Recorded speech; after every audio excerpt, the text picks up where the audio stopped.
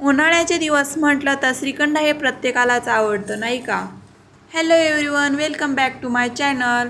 आज मी तुम्हाला घरच्या घरी घरच्या दुधापासून श्रीखंड बनवून दाखवणार आहे. त्यासाठी मी 1 लिटर दूध घेतलेलं आहे आणि त्यामध्ये थोडंसं दही टाकून 1 दिवसासाठी त्याला साईडला ठेवून घेतलेलं आहे. आणि त्याचं दही बनल्यानंतर मी एका सुती कापडामध्ये त्याला टाकून घेतलेलं आहे. संपूर्ण दही एका सुती कापडामध्ये मी काढून घेतलं आहे.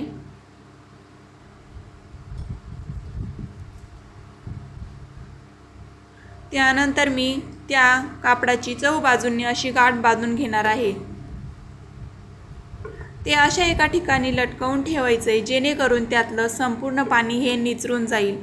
आपल्याला एक असा घट्टसर गोळा बनवून घ्यायचा आहे. त्यासाठी आपल्याला ते संपूर्ण पाणी हे निचरून द्यायचं आहे. इथे बघू शकता 4 ते 5 तासानंतर त्याचा घट्टसर गोळा तयार झालेला आहे. मी त्याला एकजीव करूस्तवर फेटून घेत आहे. बघा, इथे मी त्याला एकजीव करून घेतलेला आहे.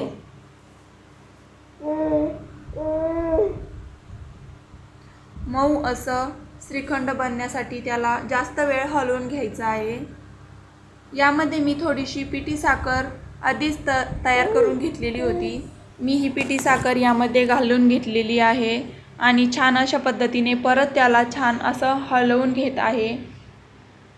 छान असं मिक्स केल्यानंतर त्यामध्ये थोडीशी विलायची पावडर देखील टाकायची आहे, जेणेकरून आपल्याला त्याचा छान असा सुगंध येईल.